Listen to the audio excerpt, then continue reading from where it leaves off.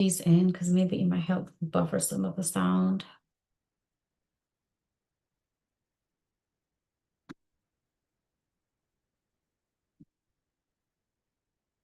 A little of the sound. Right.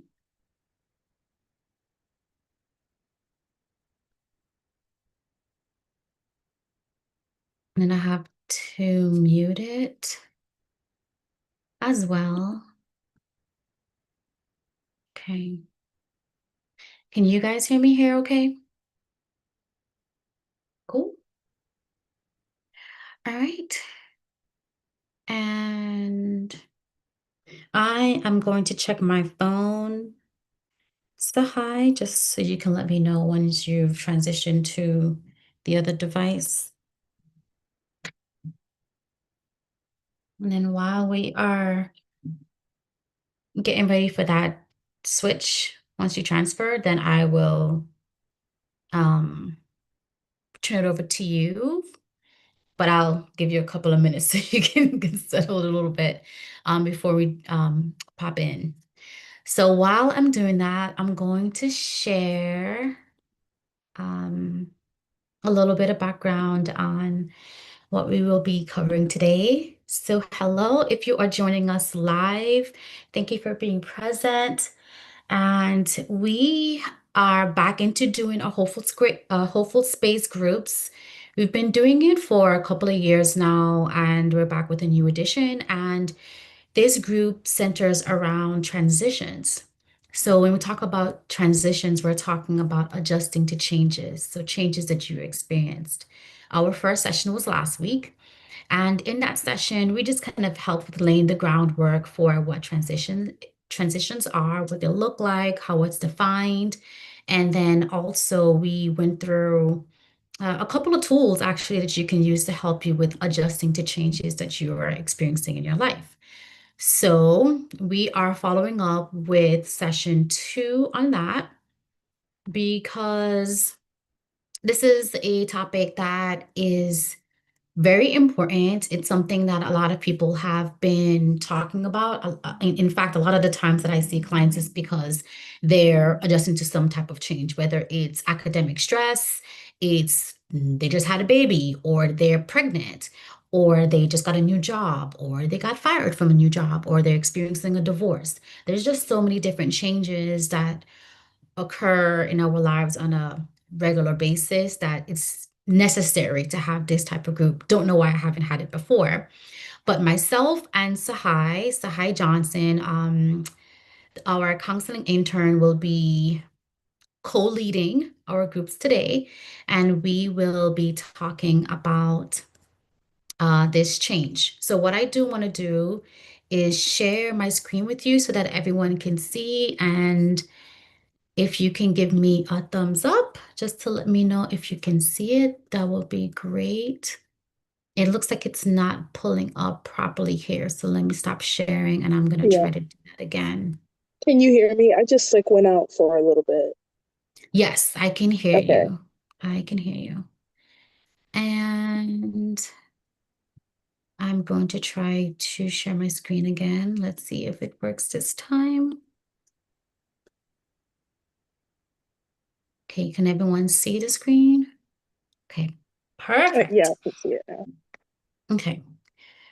Great. So hi, since you're leading the icebreaker activity today, I'm gonna have you pop right in. Are you feeling ready? Yes. Do you see me? Hold on. I just Yes, I joined can on see you. my no, I was gonna say, do you see like another me? I just No, joined on my laptop. I do not see another you, but it's because I'm sharing, I think. Let me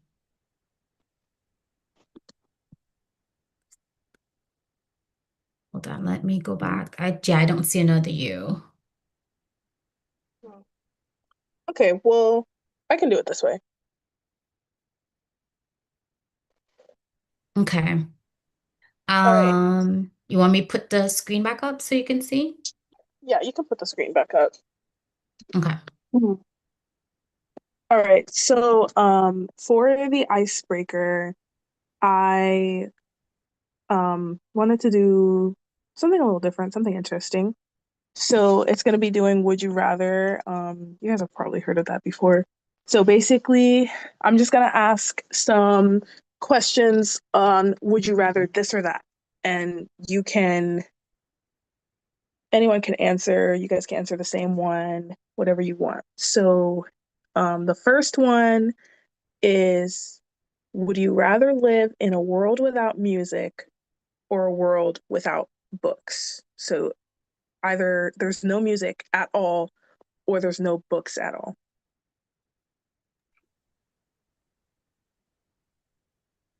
That one's rough. Probably, probably no music. Barely.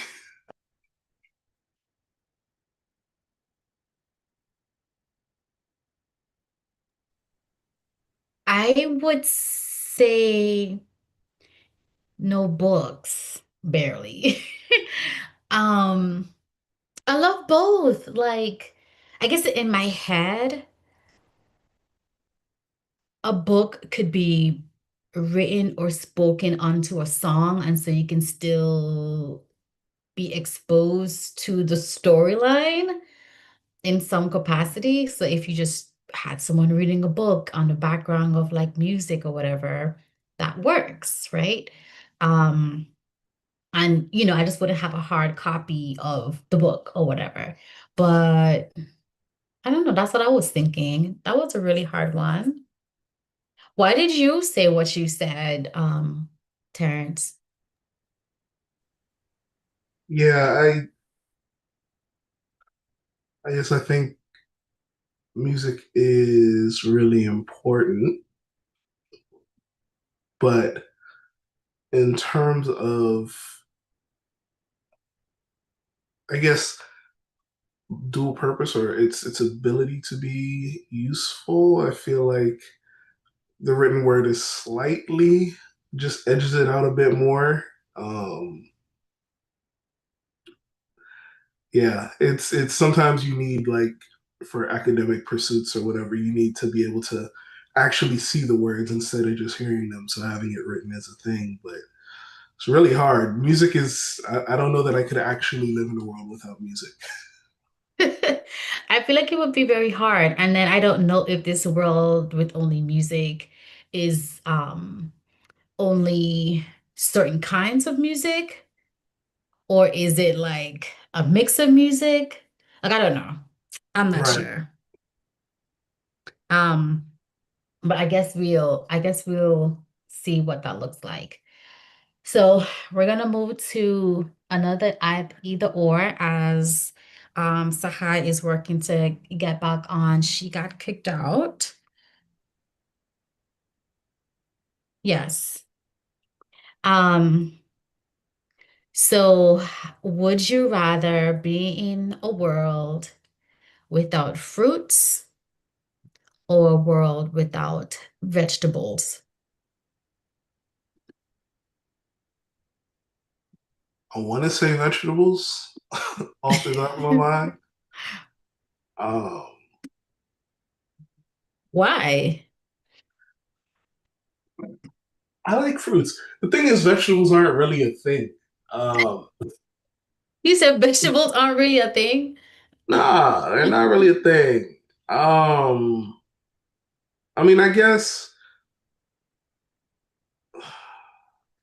I like a variety. Like, you can't just be eating fruits, right? There's some good like roots and edible leaves, but I don't know if I could give up fruits. Okay. So Sahai, for you, would you rather a world without fruits or a world without vegetables? Oh, that's so easy. Vegetables. There are a few vegetables that I like, and the rest of them they can go. So, I mean, well, are we talking about like you can't get the nutritious part either? Like it's just completely gone. It's like completely gone. I mean, I feel like in the Garden of Eden it was just fruit. So I I'm okay with just fruit. I feel like I would say, I don't know. I would say I think a world without fruits. Really? Yeah. In my head, and I don't know if this is real based on anything factual or not, but I just believe that vegetables have more nutritional value than fruits do. I think they do. Yeah. So if I'm gonna go without the nutritional value of something, I would rather go without the fruits. I mean, they're more enjoyable, but there's some vegetables I really like carrots. Yeah, Carrots can be very sweet. that's true. Um, you know, don't have to make it do what it do with the vegetables. And you also wouldn't have fries anymore. Like that's nuts. Um, Well, do you think of potato as a vegetable? as a Telling you, root vegetables, vegetable. As a vegetables root are not a vegetable. It's a thing. starch. It's a starch, but it's like a root vegetable. I guess that's true. I like cassava. Well, I don't know if I could live without sweet potatoes. So, Mm, I don't know. okay. Hmm. Okay. I'll hand it back over to you. Okay. Um, Another one that I have over here, this is kind of like a deep one. Would you rather lose all your old memories or not be able to make new memories? Oh, shoot. I don't even know. So if you lose all your old memories, you're not gonna remember like your family and stuff. You might not even remember who you are, but you could make new memories and you could just, make a new life, I guess. Or you have all your old memories, you know your family, you know yourself, but everything else you do, you forget it. Yeah, I think I gotta lose old memories. Hmm. I I can't w- I can't always live in the past. you Past is great, can't. but I gotta be able to make new ones. Yeah. I Oh think I have to agree with man, you. I disagree. I know. Um, in my head, like I'm thinking of like people who have like Alzheimer's and things like that, right? That's Hmm. what I It's was thinking.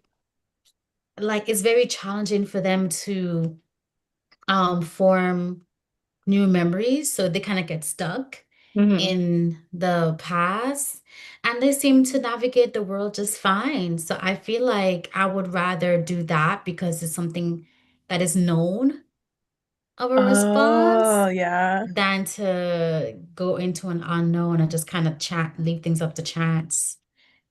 Yeah. I understand y'all's rationale though. I follow that. That's crazy. That's a tough one.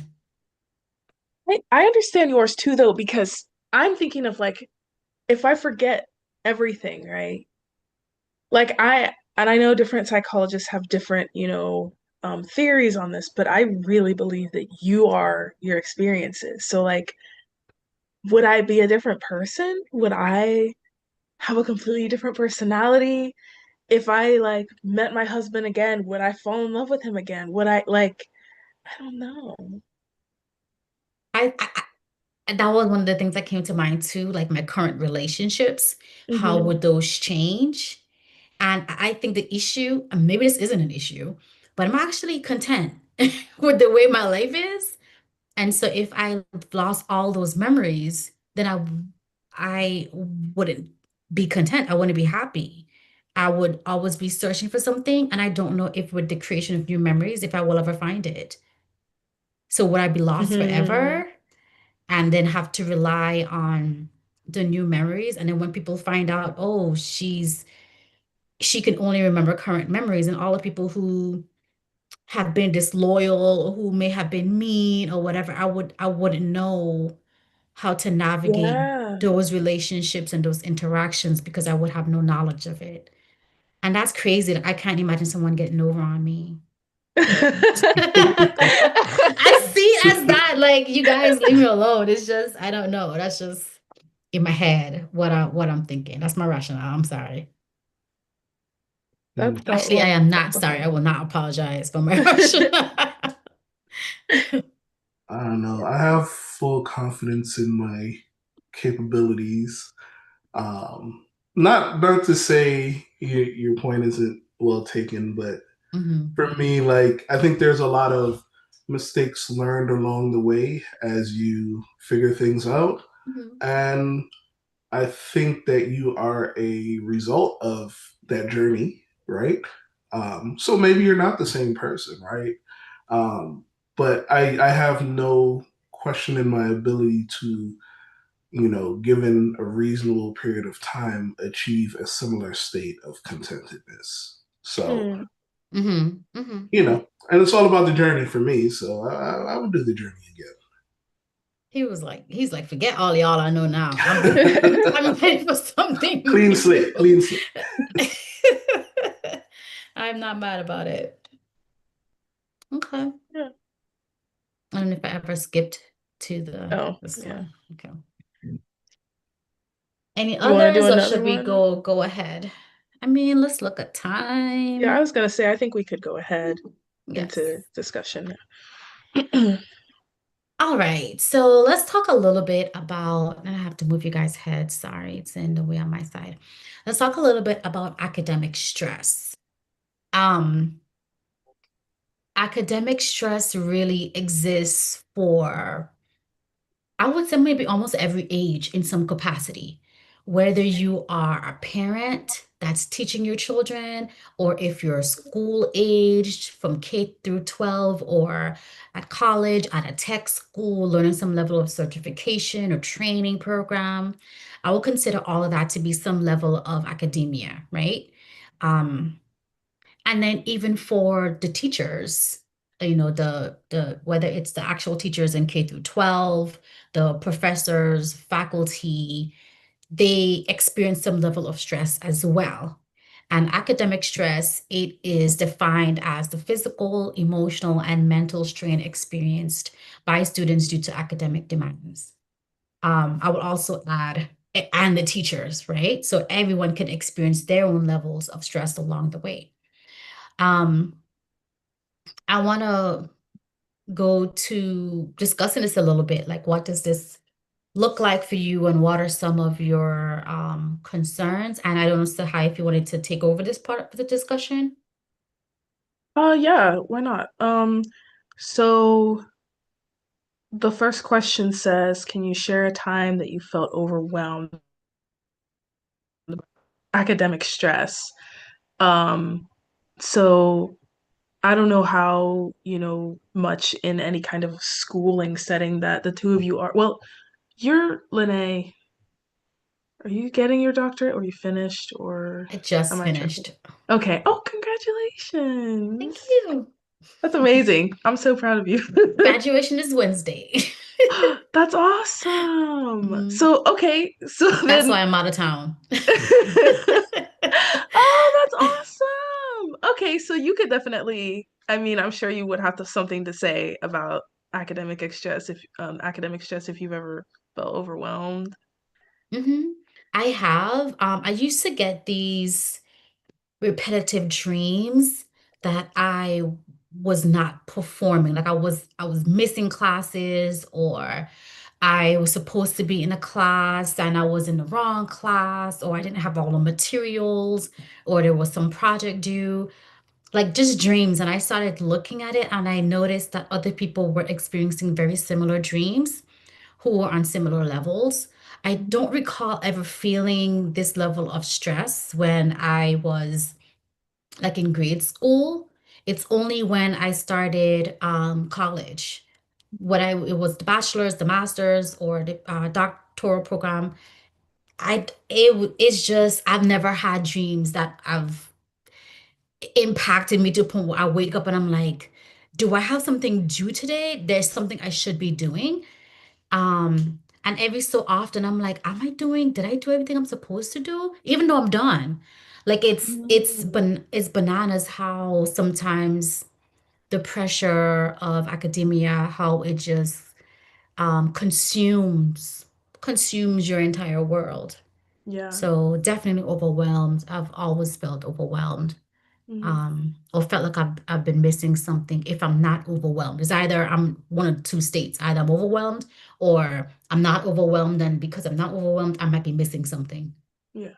That's so funny that you talk about dreams because just like a week ago, in my senior seminar class, it's just like a class that gets us ready to graduate.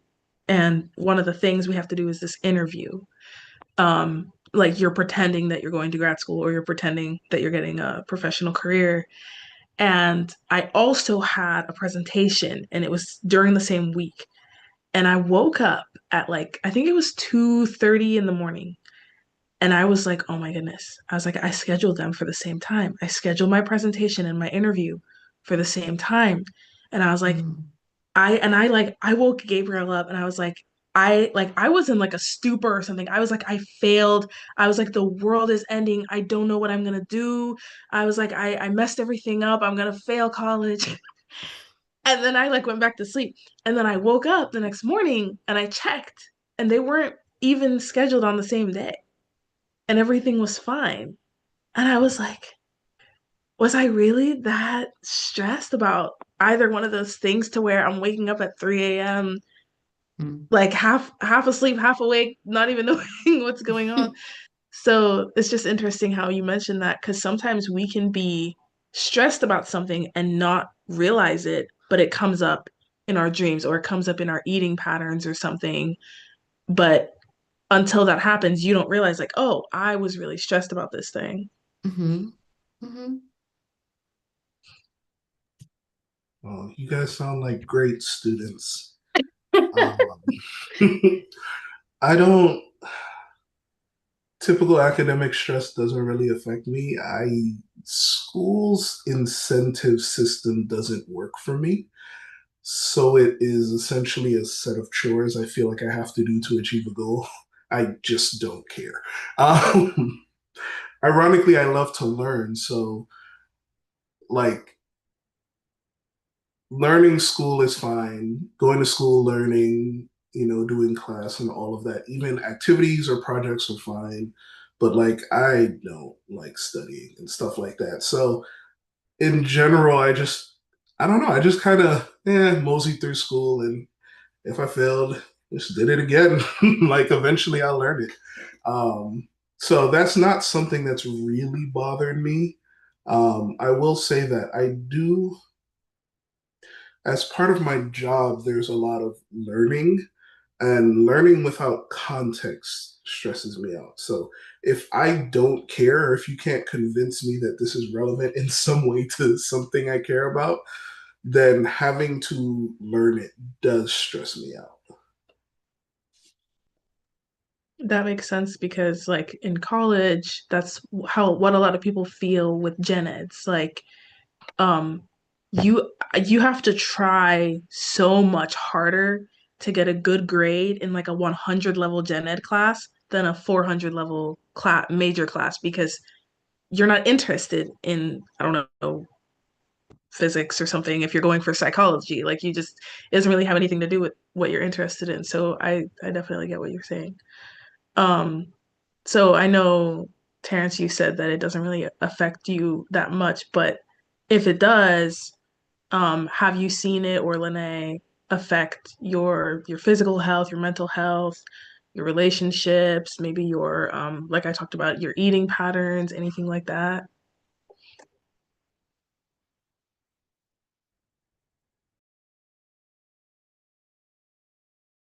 Okay, I guess I'll go first. Um, yes. So when I first started school, it was April 2021. So, well, first started my graduate program. Um, it affected my relationships a lot because I had responsibilities in home, as a wife, and then as a new mom. My daughter wasn't even two yet. Was she two? No, she was not. She was going to be two. And so between taking care of her, navigating that while also trying to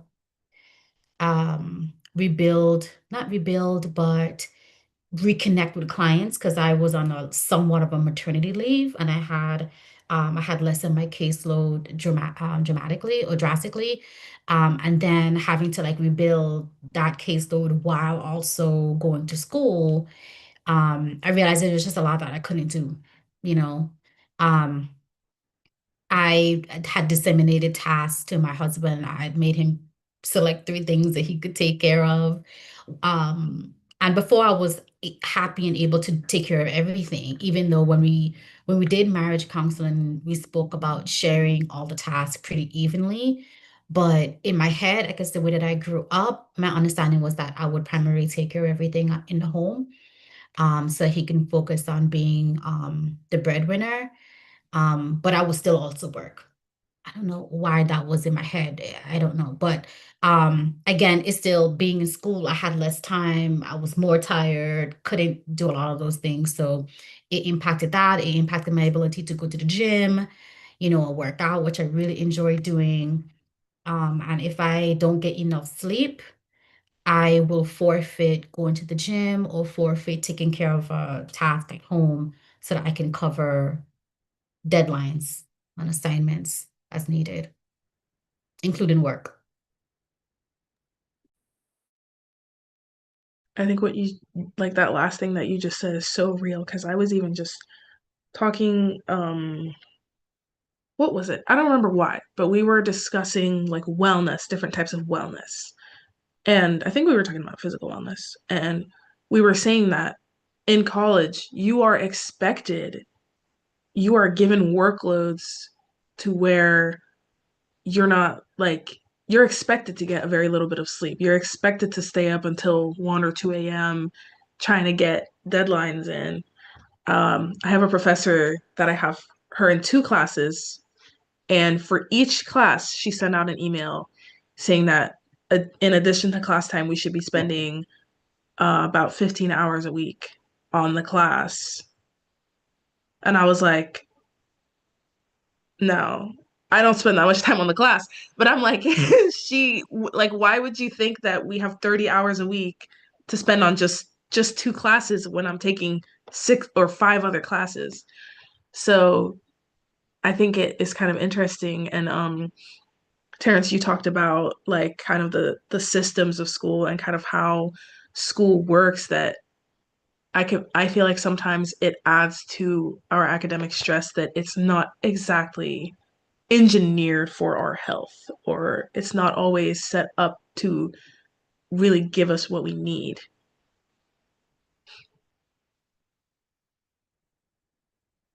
Yeah. Um, I would say for myself, yeah, I'm constantly going through academic stress. My academic stress comes more, and we're actually maybe we could just go to the next slide because what I'm gonna talk about is the expectations. Oh, no, that's not the next slide. Well, growing up, you're muted. Yeah, that. Um, I'll just say we can skip that slide and come back to it. okay, yeah. So, what I was gonna say is that my academic stress actually really came from from my mom growing up.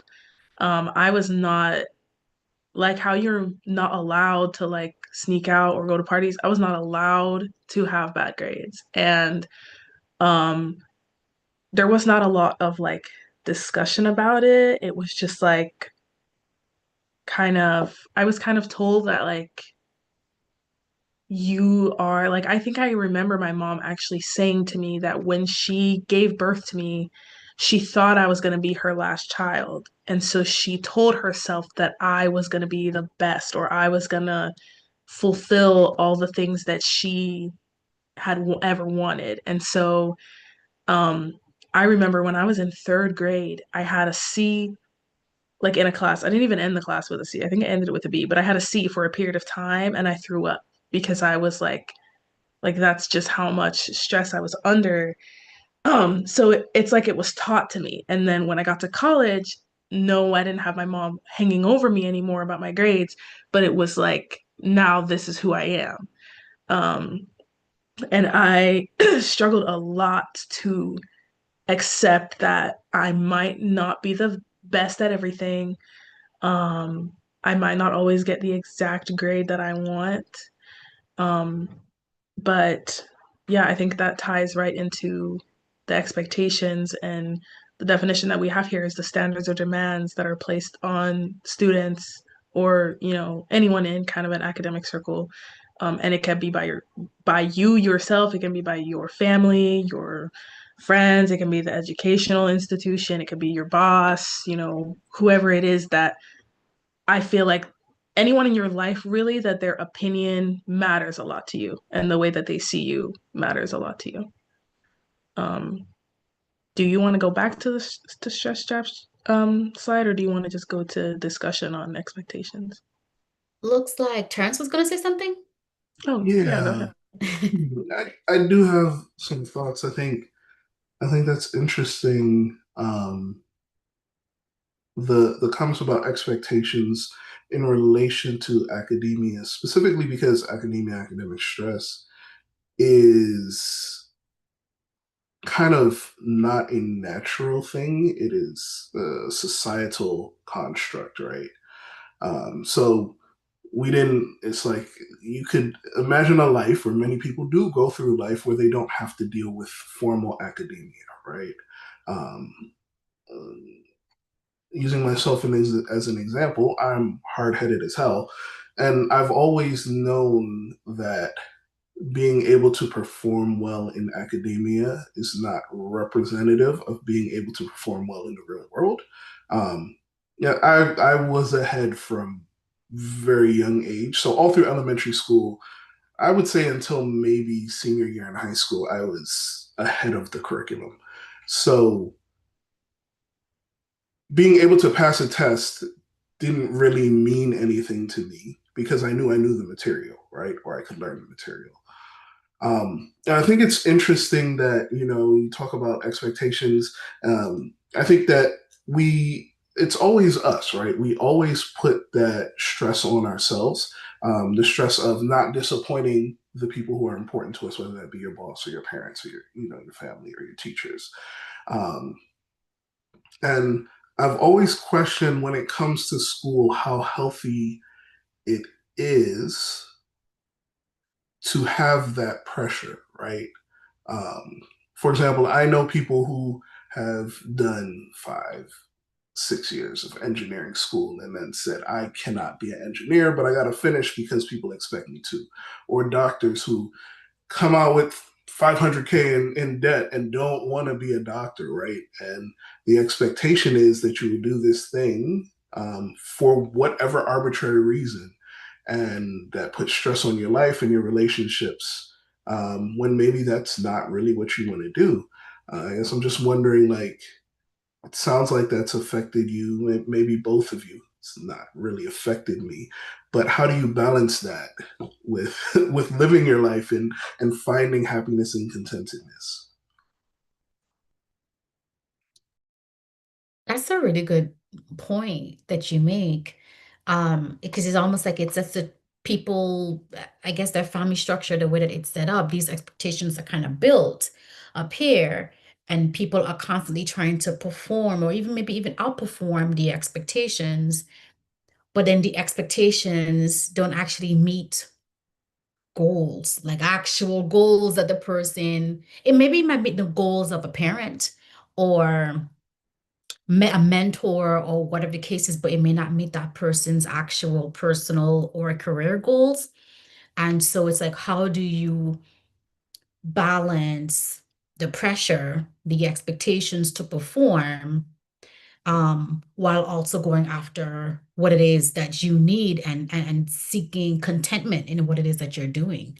It's it's a struggle. And I think that's why a lot of people end up in therapy because they've been going back and forth, primarily helping to serve other people and meet other people's needs, that their needs are completely forgotten. And then they get to a point where they're past this marker, because we also set these trivial markers of where we should be at certain ages. And then when we don't get to that marker, then it's or when we get to that marker and we haven't met certain things, milestones, and it's just like I don't have enough time to go back and change things. So how can I reconcile these goals that I haven't met?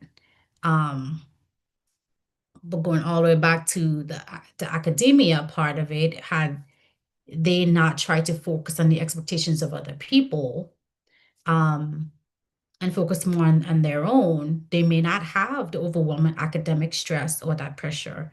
And if they do have it, it stems from something that they actually want to do, you know?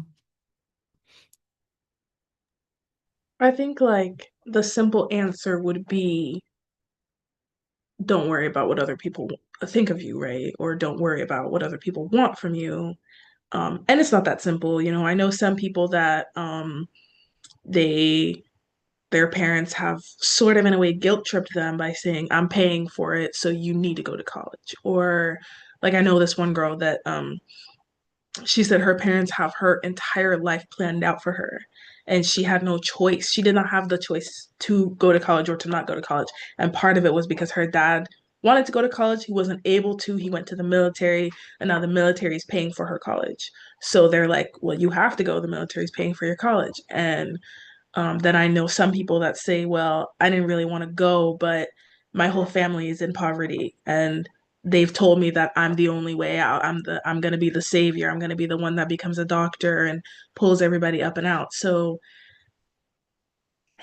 it's like it's so different for everybody's individual, you know, lives. I know for myself, I think I was trained so much as my parents being immigrants and this idea that you have to prove yourself in this country, um, that I cannot imagine a life where I don't go to college. I can't imagine a life where I'm not involved in academia, but I don't know if that's my personality and that's really, really, really what I want, or if that's just because that's how I was raised and I don't really know another way to think of it.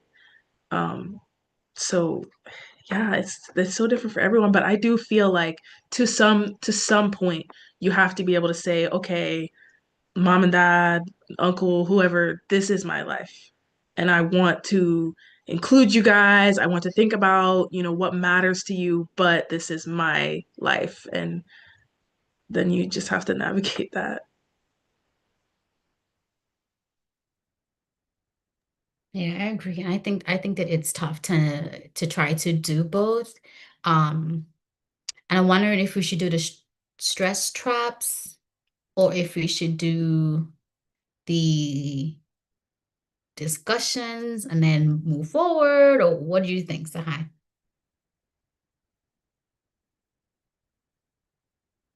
Oh, okay. We are at 44 minutes in.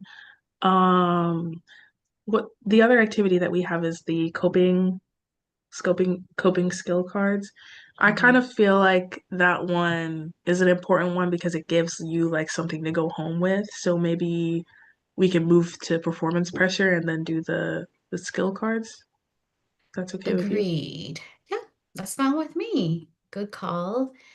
Um, so performance pressure, we were talking about the pressure that people could feel having to work a certain way to get a certain grade. So how you gave a good example of getting a C and realizing, wait a minute, I can't get a C, I need to perform better. Similarly, I remember in fourth grade, I don't know, I got a C on something, and I was like, what does this mean? It was my first time getting a C, and I was like, well, what does this mean? And I was like, this is like a funny looking letter. Like I've never seen a C. I was so confused. I really was confused by it. I was like, what does this mean? Incomplete? Like, and when I realized it was a C, like I broke down and I there must have been some internal pressure to perform a certain way. And when we were younger, I remember my dad and my mom said that they would give us X number of dollars for every A that we get in our report card. So I was like, easy. I was just bringing home the dough, right? And so when that happened, I was so confused. Like, wait, I have to actually study. I have to actually, you know, learn something or memorize something, because up to that point, I never had to. And fourth grade was like a turning point for me where I really felt that true pressure to perform. And so the definition of the performance pressure is the pressure to perform well academically, often driven by the desire to meet expectations or achieve certain goals. So the goal was to get an A. Um, we're going to talk a little briefly, just discuss the pressure if anyone has any input that they'd like to share before we go to the next slide. So does anyone have any input on this before we move forward? I just want to, on the last point that it says, how do you navigate saying no when you are overwhelmed? That is something that I learned when I was planning my wedding. And oh no. And that was hard for me because I think that it was two kind of beliefs meshed. It was the one belief that you work until you can't work anymore. You do as much as you can. And then the other belief that as a Christian you need to please everyone, you need to show kindness to everyone, and you need to help everyone that you possibly can.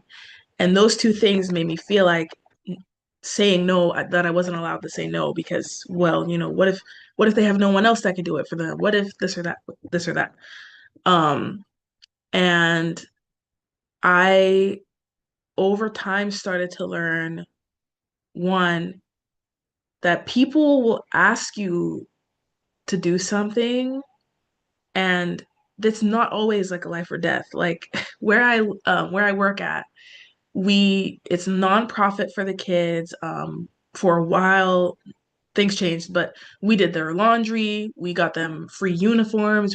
They had jackets with their names embroidered for free. Everything is free. They don't have to pay to be there, any of that. And I had this one parent come to me, and I sized up the kid to the next size of uniforms. And she said, do you think you could hem them for me? And she said, I know how to sew, but like if you could do it, it would be great. And I was like, no, I'm not doing that. And that was like honestly one of the first times that I actually told someone no for something.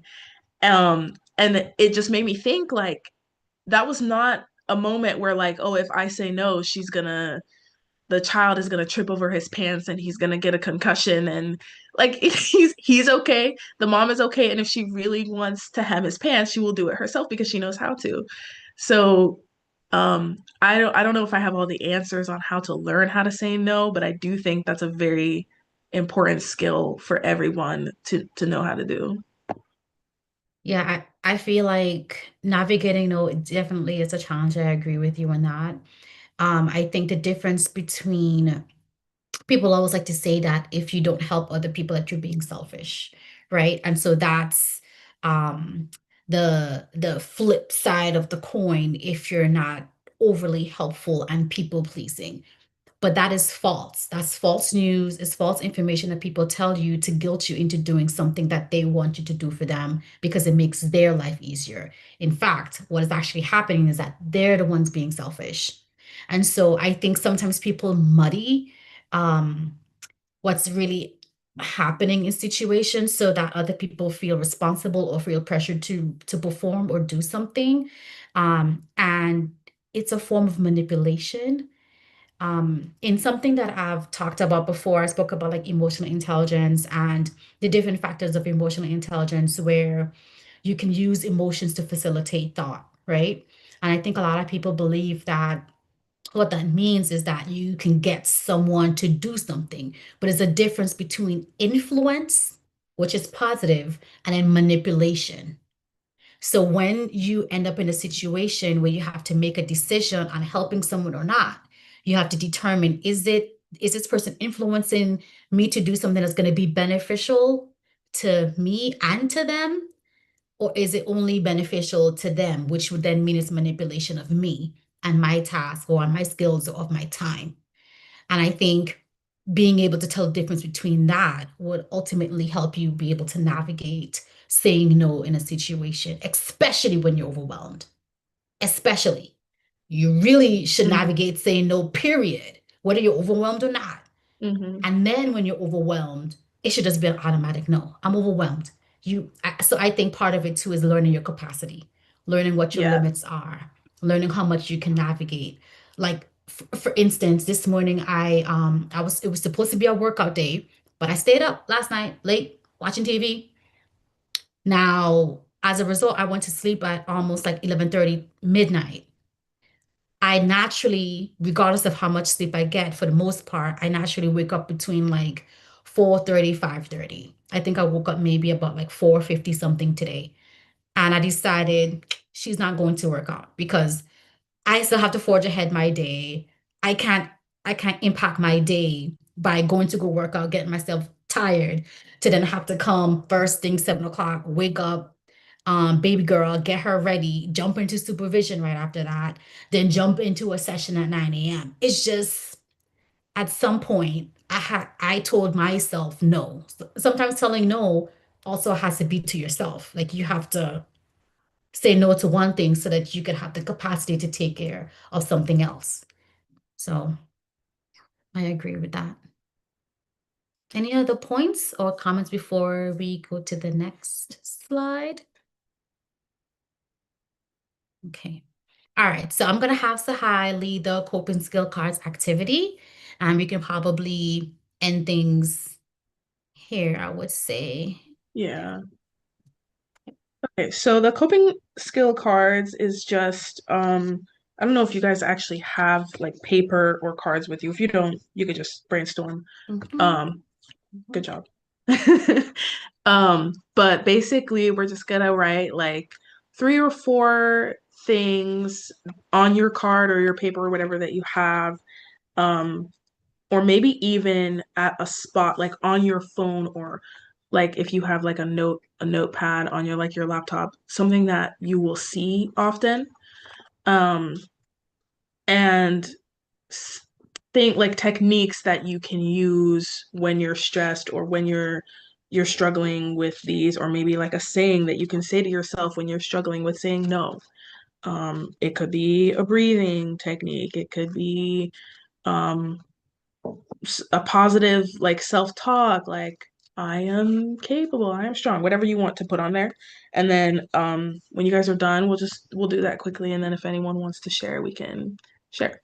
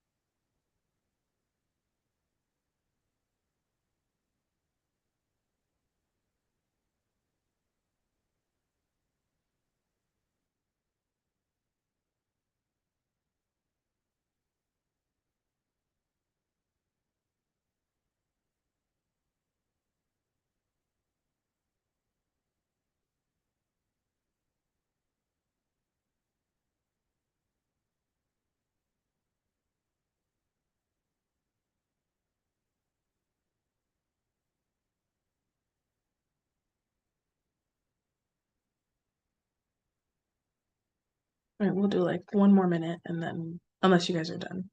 But if you're not, we'll do like 1 more minute and then we'll share. I'm done. Okay. I'm done. All right. Do either of you want to share, or do you want me to go first?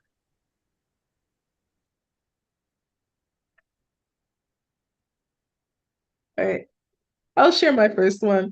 I don't, you probably can't see it, but I wrote, I wrote like a personal affirmation. I am working hard and I'm doing my best. And that's something that is honestly very hard for me to tell myself. So I wrote it down. And when I'm feeling academically stressed or I'm feeling like, um, you know, or if I like as I'm applying to doctoral programs, when I don't get into one of them or a few of them or many of them, I want to be able to tell myself I I worked hard and I did my best.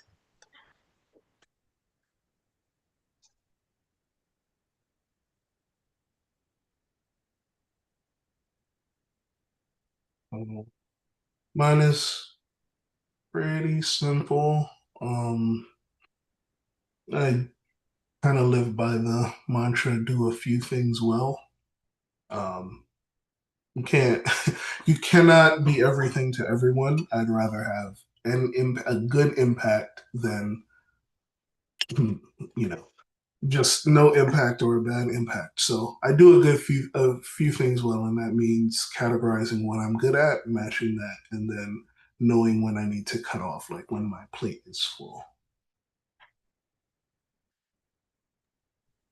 For me, I wrote three down, but the one I would read is I am good at setting limits for myself.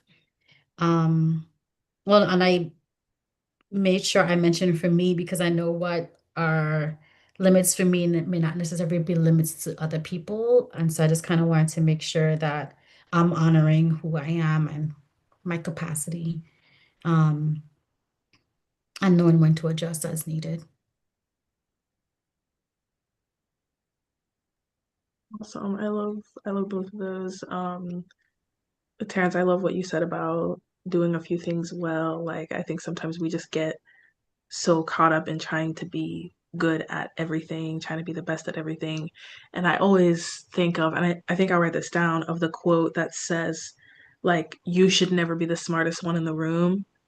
Um, Mm. like the goal is not to be the best. The goal is to surround yourself with people that will help you grow. So Mhm. yeah, I like that. Interesting that you put that. One of mine was I am motivated to grow and learn. 'Cause, I always want to be in a space where you can learn from other people. Mhm. Um, all right. So in the last couple of minutes that we have left, I don't know, Sahai, if you had anything else you wanted to add to the coping skill cards. Okay, I really like that activity because it kind of put ownership on us to find ways that we can cope with the things that we have, the skill sets that we have. Um, So the personal survival kit are just some takeaway things. And I did Sahai create a resource um 2 weeks ago and I found I was like, huh, I did. I just never Oh, actually gave it out. So I'll probably add some of the personal survival kits stuff on there and then I can add it in as like an attachment or something like that. Or if anyone requests that information, I can always shoot it to you in an email as an attachment.